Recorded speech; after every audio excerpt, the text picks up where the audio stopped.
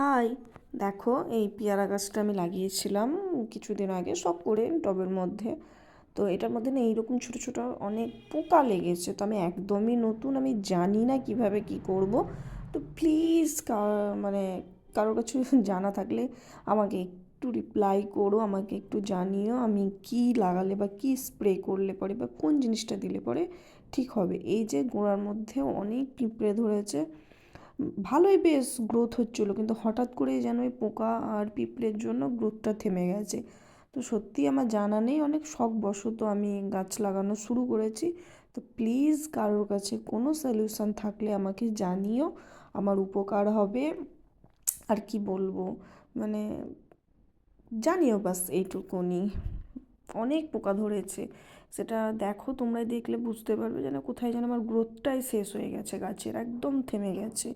তো প্লিজ আমাকে তোমরা একটু জানিও কী করলে পরে কি হবে, যেহেতু আমি নতুন, একদমই কিছু জানি না, কোনো কিছুর ব্যাপারেই জানি না।